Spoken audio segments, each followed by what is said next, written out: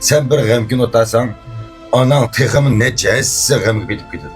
Sen de kichikmikan? Kichik aka, 13 yoshga kirib. Bu bolam qatnash vaqasida yaralanibdi-kimman? Ha, 9 yosh vaqtida qatnash vaqasida yaralanibdi. Sen onasiga qiptimi? Ha. Nədiki öysə? Yangi Sadik aka. Maqsad onasi kelib ma salimimda shunda bir ishlar jarayonlab ishda o'tgan ekan mening. To'g'ri. Abi kelib ma balam gibi ideviy xizmat ishlab bersa deb shu maqsadda gap qildi. Berib ko'rib baqala, paranglish baqala fikr. To'g'ri aka. Jiraqiya olmagan ekan Yangi Sadik emasmi? Mayli. Apangni derdik deyman bo'lmasang, apang dey akam degandek yurakdan kelib do'sanga tinchlik ifodalab chiqarib bermagan bilan o'z ichida biladigan afkam shunlashsan bak jonliqdi. Mendimi jonliqdi? Ha, maqad demay. Chin gap qilib afkam. Ha, mana kulibdi.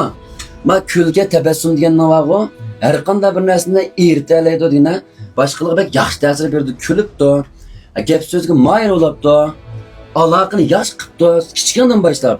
Onu yaz bayram degandek ma butun tizim bor degan gapga mendan ming baxtliksan degan gap. Meni tizim yo'q, ama tömö tiz var. Mushni hamda ishlatib yani ming odamiz. Sana tizim olgan degan aqsam dedim o. Chaplaydigan narsa, o bu narsa, mushdan kerakli narsalarimizni men qilib berayak, o'zing qil. Men o'zim chaplagan. To'g'ridan bir narsa uchun bilsa, sen o'zingga, onang uchun yashaysan. Onang shunchalik qilgan ekan. Kemchilik emas, ortiqcha deb o'ylasan bular. Sen bir g'amgin o'tasan, onang texmi nechasi g'amga bitib ketadi. Sen uchun g'am yeb, sen uchun kechalar uxlamay, onang texmi bek yuraklari par olib ketadi. Shuning uchun mana Salih dedi, agar gitar chalishni o'rgangan bo'lsa yoki naqsh o'qishni o'rgangan bo'lsa, nimaga qiziqsang, mana gitar chalishni o'rgatib qo'ydi Salih.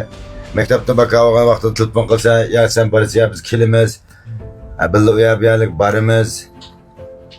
Ko'nglingni royaltini jallab tutsang da akalaring va qasimizga telefon qilsang, bularda aka men bunda gap yamay bag'im batda ya siz kelamsiz bir ko'rishaylar desang, akelamiz biz bir dunyo ishi yo'q, men biz burdadan nayab ishlardan choy ichib paranglashsak, mungdasak, sening bir ro'y kayfiyating ko'tarilib qoldi. buni o'tkazish rastas.